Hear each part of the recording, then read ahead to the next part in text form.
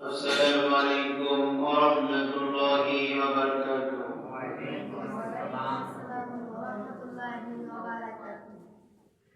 কেমন আছেন সবাই?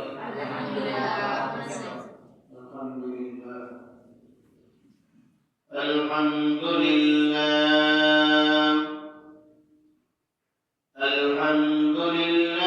নাহমাদুহু ওয়া নাস্তাঈনুহু ওয়া নাস্তাগফিরুহু ওয়া নু'মিনু বিহি ওয়া নাতাওয়াক্কালু আলাইহি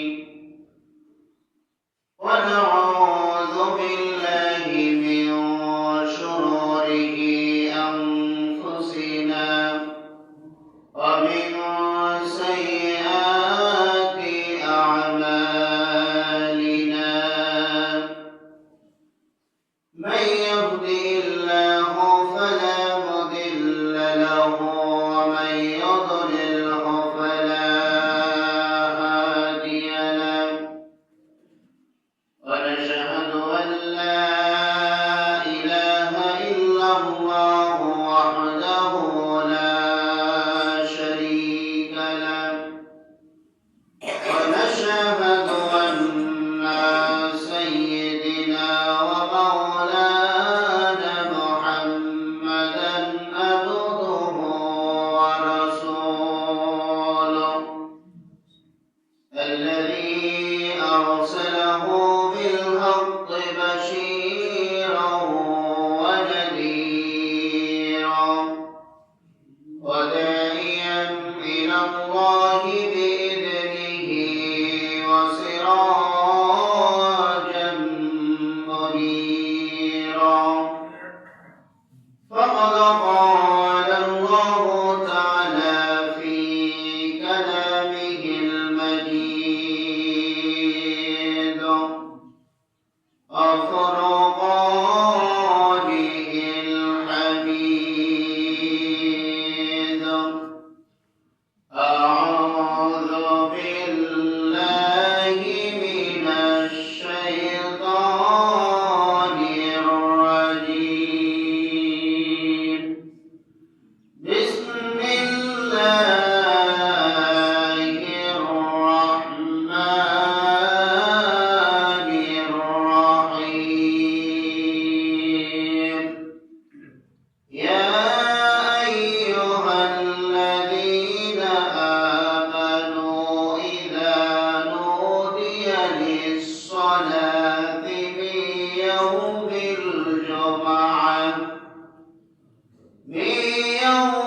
الجمعة فاسعوا إلى ذكر الله وذروا البيع ذلكم خير لكم إن كنتم تعلمون.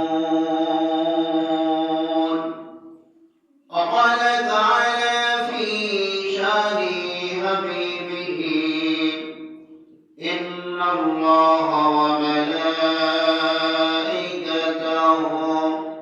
يصلون على النبي يا أيها الذين آمنوا صلوا عليه وسلموا تسليما. اللهم صل على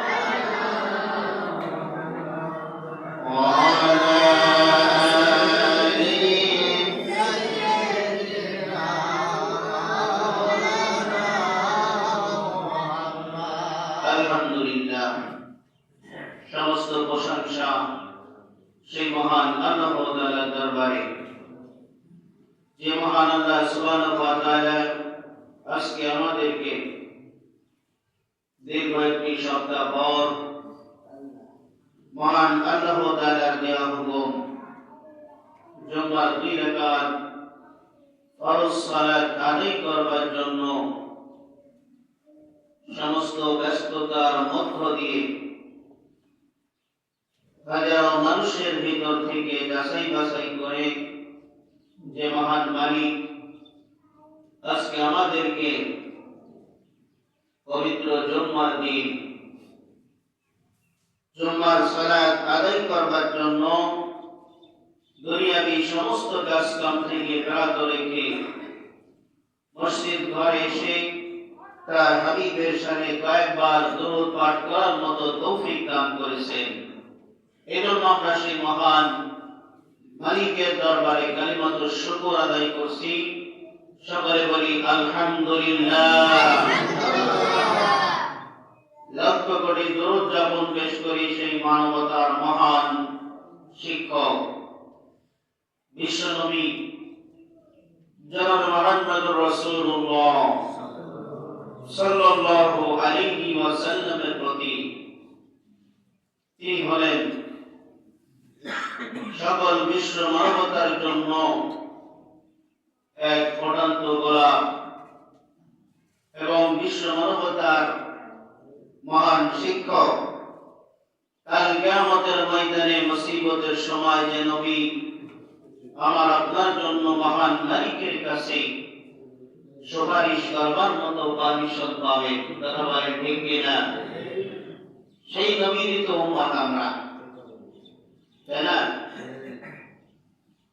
কিন্তু বিশ্বনবী সাল্লাল্লাহু আলাইহি ওয়াসাল্লাম তিনি যে ঘোষণা দিয়েছেন পৃথিবীর মাঝে, এটা বিশ্ব মানবতার কাছে কিন্তু এর সংবাদ, এর খবর কিন্তু পৌঁছে গেছে। সকলে বলি সুবহানাল্লাহ। যে তিনি সাধারণ কোন লোক কিন্তু তিনি নয়। তিনি হাদিস শরীফের মাধ্যমে তিনি প্রমাণ করিয়েছেন বিশ্বনবী সাল্লাল্লাহু আলাইহি ওয়াসাল্লাম হলেন সারা বিশ্বের জন্য তিনি রহমত এবং তিনি সারা বিশ্বের ভিতরে একজন শিক্ষক। সবাই বলি সুবহানাল্লাহ। আমরা তো সেই নবীর উম্মত, এতে কোনো সন্দেহ আছে? কোন প্রকার সন্দেহ নাই। কিন্তু সেই উম্মতের ভিতরে এমন জাতি কিন্তু রয়েছে যারা মহান আল্লাহ তাআলার হুকুম পালনের জন্য বিভিন্ন রকমের আইন, বিভিন্ন রকমের নিয়ম কানুন তৈরি করে, আছে না নাই? আমি কোরআনুল কারীমের যে আয়াতে কারীমা আপনাদের সামনে তেলাওয়াত করেছি, আল্লাহ রাব্বুল আলামিন এই আয়াতের ভিতরে তিনি কিন্তু ঘোষণা দিয়েছেন যে সমস্ত মানুষদেরকে আযানের সময় হলে আর সামান্য পরিমাণ সময়ও এদিক ওদিকে কাটানো যাবে না, কথা বলেন ঠিক কিনা? সমস্ত মানুষদেরকে উদ্দেশ্য করে আল্লাহ রাব্বুল আলামিন পবিত্র কোরআনুল কারীমকে কিন্তু নাযিল করেছেন। কোরআনের আলোচ্য বিষয় কি বলেন তো? আপনারা কেউ বলতে পারবেন? কোরআনকে আল্লাহ রাব্বুল আলামিন নাযিল করেছেন, এটা কি কারণে? এর মূল যে বিষয়টা সেটা কোনটা? কোরআনের আলোচ্য বিষয় হলো মানুষ, কথা বলেন ঠিক কিনা? হুদাল লিন-নাসি ওয়া বায়িনাতিন মিনাল হুদাই ওয়াল ফুরকান। যারা বলেন আল্লাহু আকবার। আল্লাহ রাব্বুল আলামিন এই যে মানুষকে কোরআনের জন্য কি করেছেন? কোরআন হলো মানুষের জন্য একটা হেদায়েত জানা। হুদাল লিন-নাস, মানুষের ভিতরে এটা হলো হেদায়েতের একটা গ্রন্থ। وبينات من الهدى والفرقان আল্লাহ রাব্বুল আলামিন তিনি ঘোষণা দিয়েছেন এই কোরআন থেকে যারা কি করবে, যারা হিদায়াত গ্রহণ করবে, এই কোরআন থেকে যারা শিক্ষা নিয়ে দুনিয়ার জীবন, পারিবারিক জীবন, সামাজিক জীবন, জাতীয় পর্যায়ে রাষ্ট্রীয় জীবন পরিচালনা যারা করবে, তাদের জন্য আল্লাহ রাব্বুল আলামিন যে ঘোষণাটা দান করেছেন, তিনি বলেছেন মানুষের জন্য যদি পৃথিবীর মানুষ এই কোরআনের দেয়া আইন অনুযায়ী পৃথিবীতে জীবন পরিচালনা করে, তাদের জন্য আল্লাহ রাব্বুল আলামিনের ঘোষণা হলো কি, ফালা খাউফুন আলাইহিম ওয়ালা হুম ইয়াহজানুন। আল্লাহু আকবার। তার দেয়া গ্রন্থ অনুযায়ী যদি পৃথিবীতে কেউ আমল করতে পারে, আল্লাহ রাব্বুল আলামিন তিনি ঘোষণা দিয়েছেন তাদের জন্য দুনিয়াতেও কোনো প্রকার চিন্তা থাকবে না, ভয় থাকবে না, দুনিয়াতে কোনো ভয় থাকবে না, আর সেই আখিরাতের সময়ও তাদের কোনো চিন্তাও থাকবে না। সবাই বলি সুবহানাল্লাহ। কিন্তু আজ কিছুদিন আগের কথা, আল্লাহ রাব্বুল আলামিনের হেদায়েত তো তিনি যাকে করবেন তিনি ব্যতীত কি হেদায়েত কেউ পাবে? অবশ্যই কেউ, কিন্তু মানুষকে হাজার বার তাকে দাওয়াত দিয়েও যদি আল্লাহ তার ভাগ্যে হেদায়েত না রেখে পৃথিবীর কোন মানুষ তাকে হেদায়েত করার ক্ষমতা নাই। কথা বলে ঠিক কিনা? যদি তাই হতো, বিশ্বনবী সাল্লাল্লাহু আলাইহি ওয়াসাল্লামের চাচা কি আবু তালেব ছিল, এই আবু জেহেল, একে কিন্তু ওই সময়কার কি বলা হতো যে মুহাম্মদ সাল্লাল্লাহু আলাইহি ওয়াসাল্লামের পর যদি কোনো প্রকার জ্ঞানী ব্যক্তি থেকে থাকে সেটা ছিল কিন্তু আবু জাহেল। আর তার মানে জ্ঞানের তার বিষয়টা এত বেশি জ্ঞানী ছিল, যার কারণ সর্বশেষ তার নামের উৎপত্তি হলো আবু জেহেল, অর্থাৎ মূর্খের পিতা। কথা বলেন ঠিক কিনা? এই আবু হলো মানে পিতা, আর জাহাল মানে হলো মূর্খ, অর্থাৎ মূর্খের পিতা নামে তার নামে পরিচয় সারা বিশ্বকে জানিয়ে দিলেন কে? আল্লাহ। মূর্খের পিতা, কিন্তু সে হয়েছিল অনেক জ্ঞানী। সে নিজেকে মনে করত বিশ্বনবী সাল্লাল্লাহু আলাইহি ওয়াসাল্লামের মতো একজন মানুষ পৃথিবীতে কে আছে? ছিল, আর আসবে, কিয়ামত পর্যন্ত কিন্তু আসবে না। কিন্তু সেই নবীর আইন, আল্লাহর দেয়া বিধানের বাইরে কিন্তু আমরা যদি চলার জন্য চেষ্টা করি, এটা কিন্তু অবশ্যই আমার আপনার জন্য ক্ষতি ছাড়া কোনো লাভ বয়ে আনতে পারে না।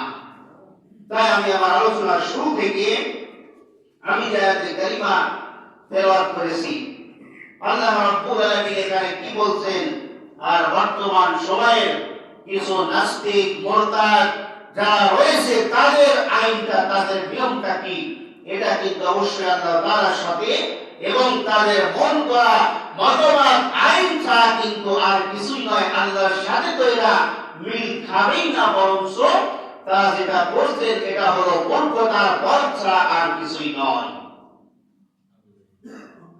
বাংলাদেশে একটা ঘটনা ঘটেছে, কয়েকদিন আগের কথা, আপনারা শুনেছেন। বর্তমান যুগে এই যে আপনার চিটাগংয়ের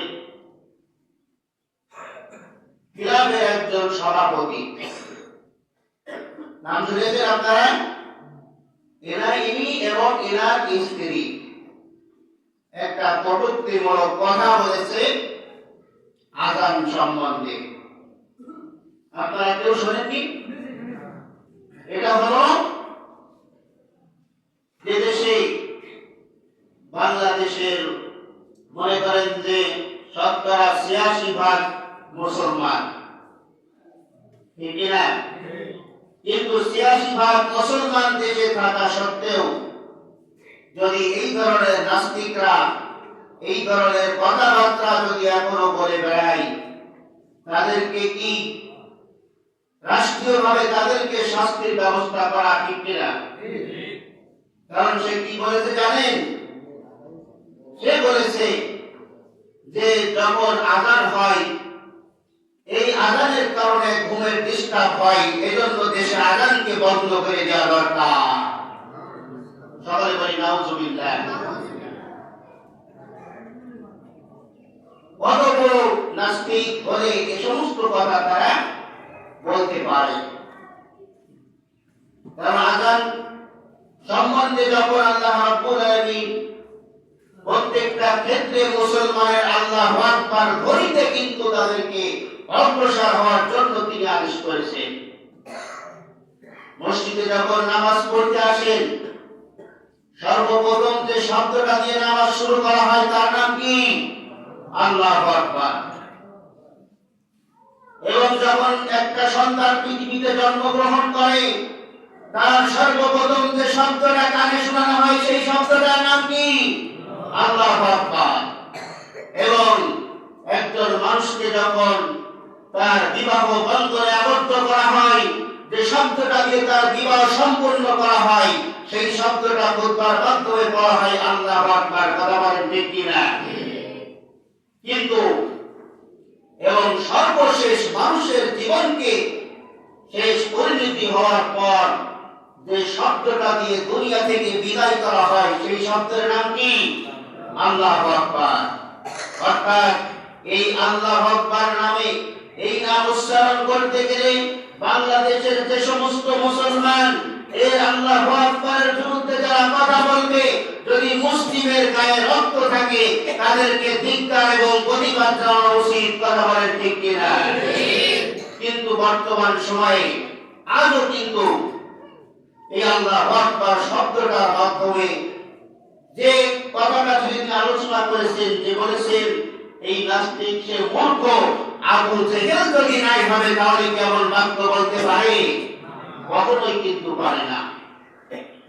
কাজেই আমাদেরকে কিন্তু আমরা যদিও আমরা বিষয়টি কথা বললেও সেটা কোনো কাজে লাগবে কিনা আমরা জানি না, কিন্তু গতদিন আমরা যে হাদিসটা পড়েছি, আর অন্তত অসৎ কাজের বাইরে যদি আপনার ক্ষমতা না থাকে, যদি সর্বপ্রথম আপনার ক্ষমতা দেখাইতে হবে যে আপনার কি ওই কথা কাজকে বন্ধ করার জন্য আপনাকে আদেশ করতে হবে।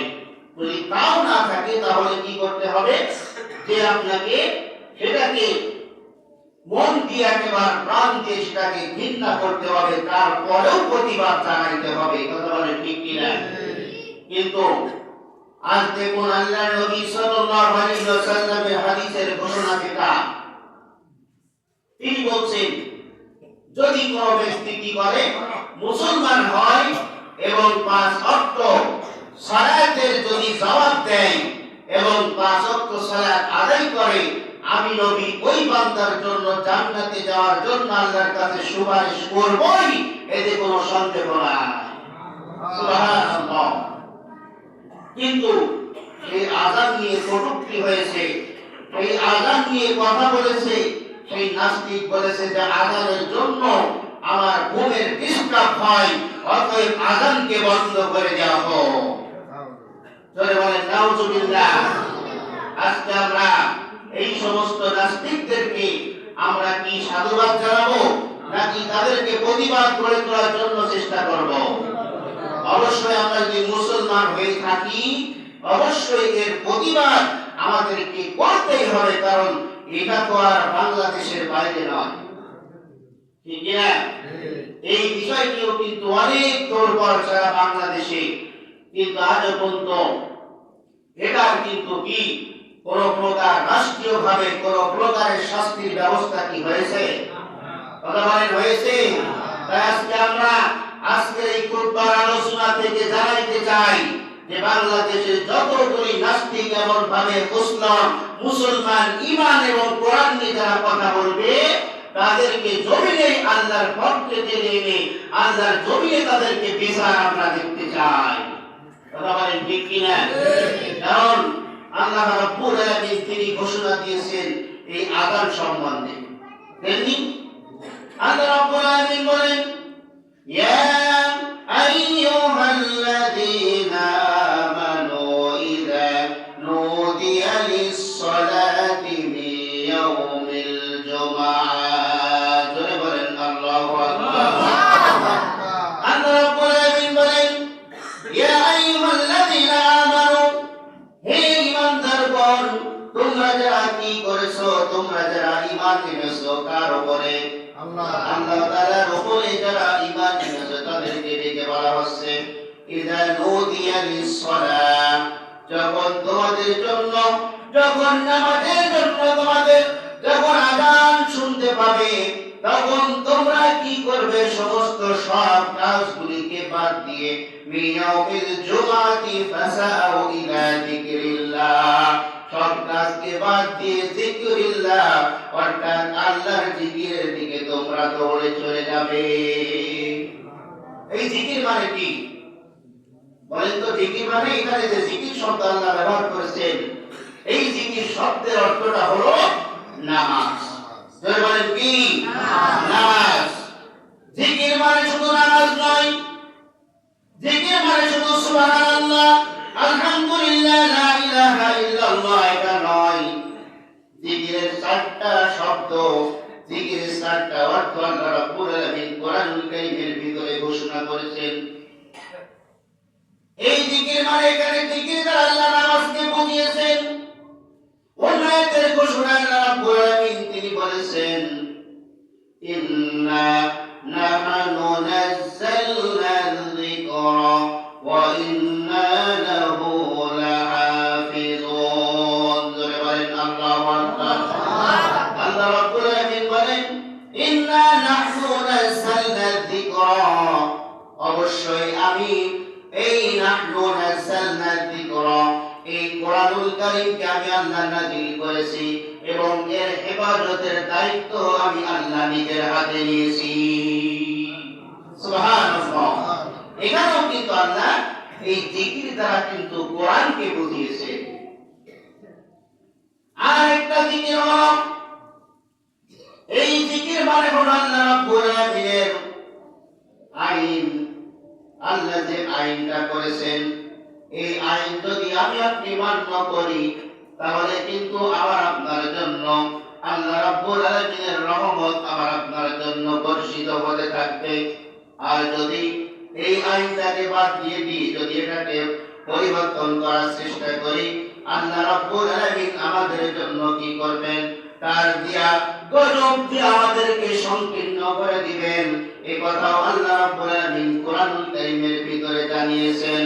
ومن أعرض عن ذكره فإن له معيشة ضنكا ونحشره يوم القيامة أعمى, الله أكبر। আল্লাহ রাব্বুল আলামিন বলেন, পৃথিবীর মানুষ যদি আমার যে আইনকে বাদ দিয়া যদি তারা কি করতে চায়, তাদের দেয়া মন গড়া মতবাদের আইন যদি তৈরি করে সেটা সমাজে যদি প্রয়োগ করতে চায়, ওমান আকসারু কাওলাম মিম্মান দা ইলাল্লাহ, যারা কোরআনের দিকে মানুষকে ডাক দেয়, এই সমস্ত মানুষদেরকে যারা কি করে বাধা দেয়, আল্লাহ বলেছেন দঙ্কা, তাদের সমস্ত সব কিছুর কাজকে আমি ওই দঙ্কা দ্বারা আমি কি করে দিব? তাদেরকে সংকীর্ণ করে দিব। লক্ষ লক্ষ টাকা ইনকাম করবেন, এমন কোটি কোটি টাকা কোন পথে ব্যয় হবে টের পাবেন না। এটা নামই হলো দঙ্কা, আর এটার নাম হলো আল্লাহ রাব্বুল আলামিনের আইন। কারণ আল্লাহর দেয়া বিধানের বাইরে কাজ করলে এর প্রতিশোধ আল্লাহ নেবেন কিনা বলেন? অবশ্যই কিন্তু তিনি নেবেন। এজন্য যে কথা বলতেছিলাম, আমরা যদি মুসলমান হিসেবে দাবি করি, এই মুসলমান যদি আমরা মুসলমান হয়ে থাকি, এর অর্থ যদি আমরা বুঝতে পারি, কখনোই ঈমানদারদের কথা, মুমিনদের কথা নিয়ে কখনো আমি আপনি কটূক্তি কোনো কিছু বক্তব্য দেওয়া যাবে না, করা যাবে না।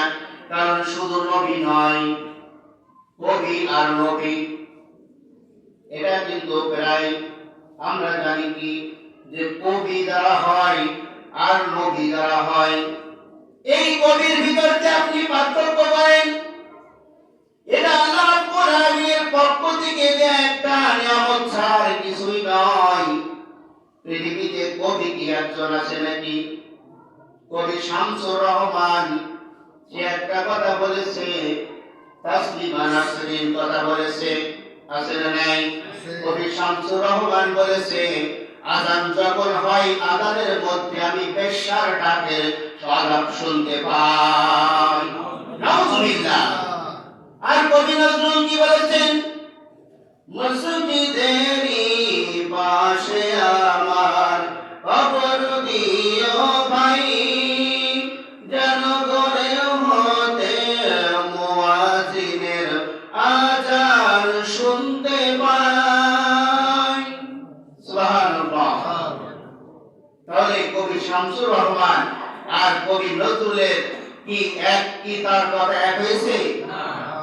আরো তিনি বলেছেন, ওই গড়েরই পাশ দিয়ে ভাই নামাজিরা যাবে, পবিত্র সেই পায়ের ধ্বনি এ বান্দা শুনতে পাবে, গর আযাব থেকে গুনাহগার পাইবে রেহাই, মসজিদেরই পাশে আমার কবর দিও ভাই।